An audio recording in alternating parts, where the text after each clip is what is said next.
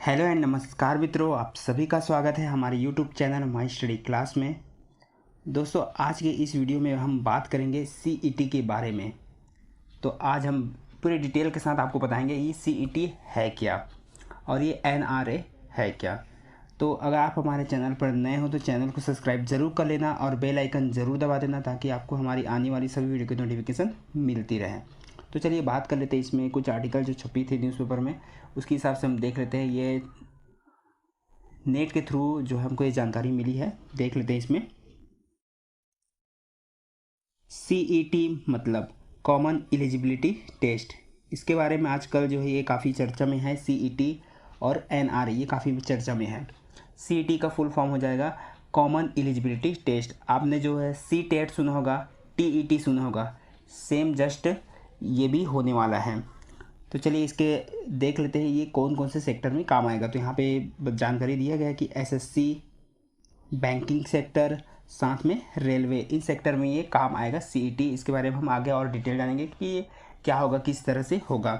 क्योंकि इसमें बताया गया है कि उत्तर प्रदेश जो है यूपी एसएससी द्वारा आयोजित किए जाने पीईटी को देख सकते हैं। ये जो है उत्तर प्रदेश में जो पीईटी होता है, पीईटी यानी कि सारे जितने भी एग्ज़ाम को वो कवर करता है और उसके लिए जो वो प्री एग्ज़ाम एक तरह का ये प्री एग्ज़ाम होता है पीईटी। उसी तरह जो है पूरे ऑल इंडिया में जो है सीईटी लागू किया जा रहा है, कॉमन एलिजिबिलिटी टेस्ट। और ये जो है 2020 में होने वाला था, लेकिन 2020 में भी नहीं हो पाया कोरोना काल की वजह से। 2021 में होने वाला था तो भी ये नहीं हो पाया। लेकिन अब ये बोला जा रहा है कि एनआरए जो है, ये जो संस्था है जो सीईटी लेगी, वो 2020 में पहली बार सीईटी का आयोजन कर सकती है। हालांकि इसकी जो है अभी पुष्टि नहीं हुई है, लेकिन 2022 में सीईटी का आयोजन हो सकता है। ये एनआरए, ये जो संस्था है, यही लेगी सीईटी, कॉमन एलिजिबिलिटी टेस्ट। तो चलिए आगे की जानकारी देख लेते हैं, ये सीईटी आखिर है क्या। तो यहाँ पे छोटी सी जानकारी दी गई है कि केंद्र सरकार ग्रुप बी और सी की नॉन टेक्निकल भर्तियों के लिए एक साथ प्रीलिम्स परीक्षा का आयोजन करवाने वाली है और इसी कॉमन टेस्ट को सीईटी नाम दिया गया है। सीईटी के माध्यम से एसएससी और बैंकिंग तीनों सेक्टर के ग्रुप बी और सी की नॉन टेक्निकल भर्ती के लिए प्रीलिम्स परीक्षा का आयोजन एक साथ किया जाएगा। सीईटी का आयोजन करने से करोड़ों अभ्यर्थियों के समय तथा पैसों की बचत होगी। तो सीईटी यानी कि कॉमन एलिजिबिलिटी टेस्ट, जैसा कि इसमें जो है चाहे वो पीएससी हो, यूपीएससी हो, बैंकिंग सेक्टर में हो या एसएससी में हो, सब में जो है प्री एग्ज़ाम होता है। सभी के लिए जो है अलग अलग जो है जितने भी पोस्ट निकलेंगे सबके लिए अलग अलग हमको जो है प्री एग्ज़ाम दिलाना पड़ता है। उसके बाद जो है मेंस। तो ये सीईटी जो है एक तरह का प्री एग्ज़ाम होगा। सीईटी जो है एक तरह का प्री एग्ज़ाम होगा एसएससी, बैंक्स, रेलवे के लिए। इन तीनों के लिए जो है यहाँ पे ये प्री एग्ज़ाम हो जाएगा और आपको जो है एक बार जो है यहाँ पे प्री एग्ज़ाम दिलाना होगा, सीईटी दिलाना होगा। उसके बाद आपको जो है जिस भी से यानी कि एसएससी, बैंकिंग या रेलवे, इन तीनों में से कहीं भी अगर वैकेंसी आती है और उसमें जो है कट ऑफ बताया जाता है कि उसका कट ऑफ इतना गया है, तो आपको आपका नंबर कितना है ये देखा जाएगा और उसके हिसाब से आपको बुला लिया जाएगा। इसके लिए जो है जैसे कि टीईटी में जो है क्वालिफाइंग नंबर जो है 75 होता है और सेंट्रल टीईटी की बात करें तो उसमें जो है 90 होता है क्वालिफाइंग मार्क्स, यानी कि उसके बाद जो है वो एलिजिबल हो जाते हैं आने वाले एग्ज़ाम के लिए।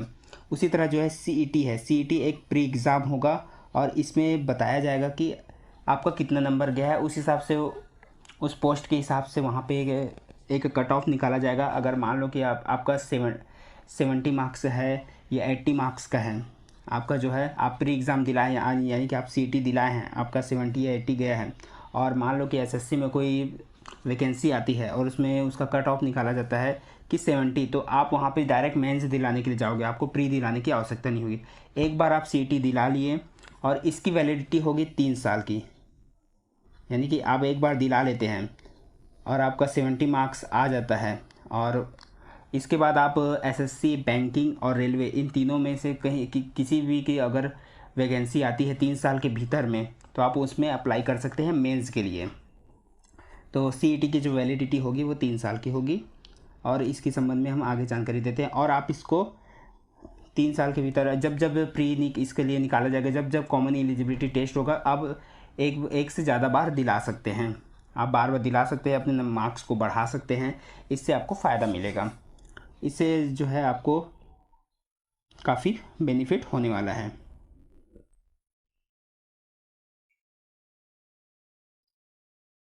चलिए यहाँ से हम जानकारी देख लेते हैं। राष्ट्रीय भर्ती एजेंसी, ये जो है एनआरए का फुल फॉर्म आप देख सकते हो, राष्ट्रीय भर्ती एजेंसी, यही जो है सीईटी लेगी।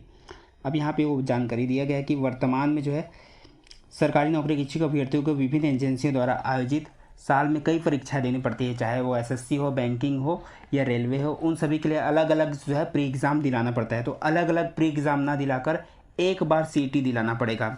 एक से ज़्यादा बार आप सीईटी दिला सकते हो अपना मार्क्स बढ़ाने के लिए। आपको कॉमन एलिजिबिलिटी सबके लिए जो है एक प्री एग्ज़ाम होगा। आगे है, अभ्यर्थी को कई बार फीस भरनी पड़ती थी और परीक्षा देने के लिए लंबी लंबी यात्रा को, वो सब चीज़ से झंझट से आपको मुक्ति मिल जाएगी। सबके लिए अलग अलग प्री दिलाने की आपको ज़रूरत नहीं है। तो एनआरए यानी कि राष्ट्रीय भर्ती एजेंसी जो है इनके लिए सबके लिए जो है सीईटी लाई है, यानी कि कॉमन एलिजिबिलिटी टेस्ट लाई है। अब यहाँ पे और जानकारी दी गई है कि एनआरए से भर्ती प्रक्रिया को कारगर बनाने में मदद मिलेगी। प्रारंभ में जो है एनआरए वर्ष में 2 बार सीईटी आयोजित करेगी, यानी कि जो है साल में जो है 2 बार जो है सीईटी होगा और आप दोनों बार दिला सकते हैं। आवेदकों का पंजीकरण, रोल नंबर, एडमिट कार्ड, अंक या मेरिट सूची का प्रदर्शन आदि को ऑनलाइन किया जाएगा।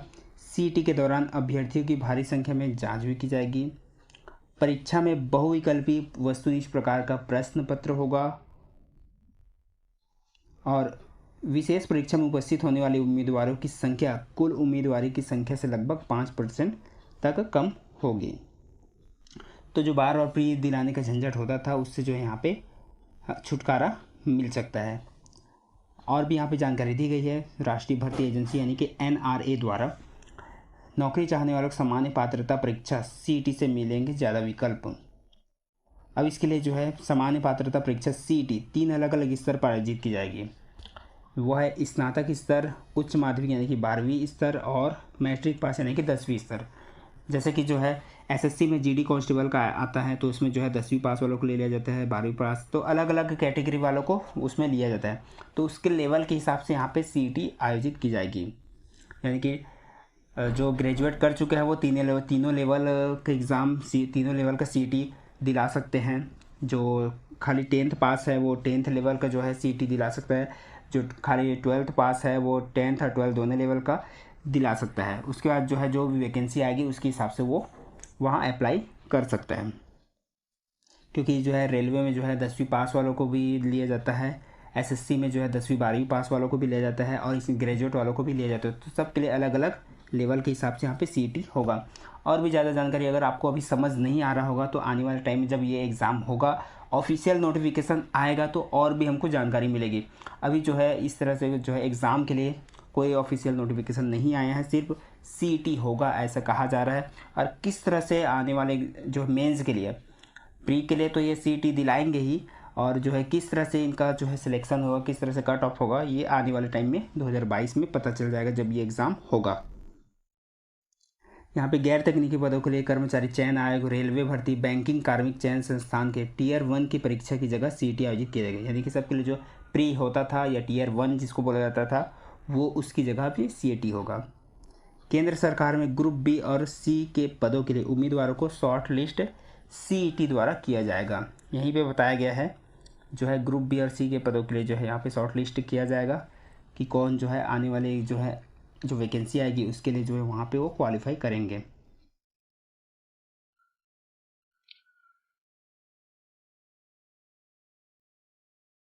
अब और जानकारी देख लेते हैं। मानक पाठ्यक्रम अलग अलग स्तर कई भारतीय भाषाओं में आयोजित किया जाएगा। यानी कि अलग अलग भारतीय भाषाओं में एग्ज़ाम आयोजित किया जाएगा, अलग अलग सिलेबस होंगे। सीईटी स्कोर के आधार पर संबंधित भर्ती एजेंसी द्वारा विशेष टियर 2 टियर 3 परीक्षाओं के जरिए अभ्यर्थियों को फाइल यानी कि मेंस के लिए जो है सीईटी के माध्यम से ही चयन किया जाएगा। आपको अलग अलग प्री दिलाने की ज़रूरत नहीं पड़ेगी, चाहे एसएससी हो, चाहे बैंकिंग हो, चाहे रेलवे हो।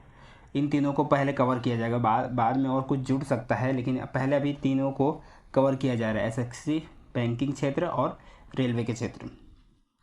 उम्मीदवारों को प्रयासों की संख्या पर कुल प्रतिबंध नहीं, निर्धारित ऊपरी आयु सीमा मान्य होगी। यानी कि आयु सीमा यहाँ पे मान्य होगी कि कितने से कितने एज वाले यहाँ पे दिला सकते हैं। और अटैम्प्ट आप जितने चाहे उतने बार अटैम्प्ट कर सकते हैं, यानी कि साल में 2 बार होगा तो आप दोनों बार आप अटैम्प्ट कर सकते हो। और एक जो सर्टिफिकेट मिलेगा उसका जो वैलिडिटी यहाँ पे 3 साल का होगा। कैटेगरी वाइज जो है आयु सीमा में छूट भी दी जाएगी। तो ये सभी जानकारी इसमें इम्पोर्टेंट है। चलिए एक नज़र में देख लेते हैं कॉमन एलिजिबिलिटी टेस्ट के बारे में जो जानकारी है। CET कॉमन एलिजिबिलिटी NRA लेगी, यानी कि नेशनल, यहाँ पे देख सकते हो, राष्ट्रीय भर्ती agency, national recruitment agency.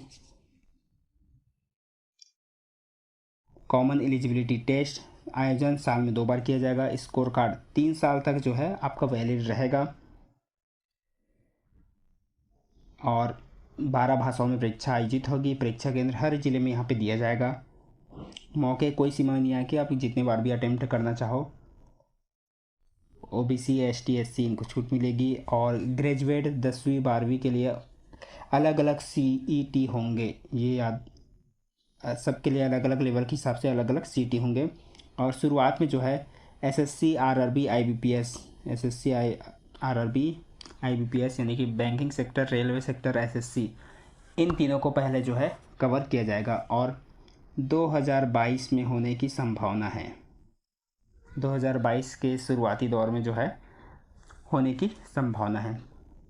I hope दोस्तों आपको ये वीडियो अच्छा लगा होगा, आपको समझ आया होगा।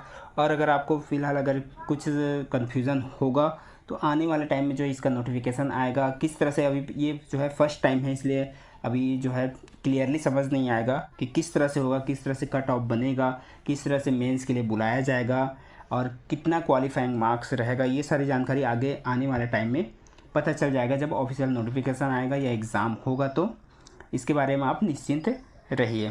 दोस्तों आज की वीडियो में बस इतना ही। वीडियो को देखने के लिए बहुत बहुत धन्यवाद। वीडियो पसंद आए तो लाइक ज़रूर करिएगा और शेयर ज़रूर करिएगा। तो मिलते हैं इसी तरह।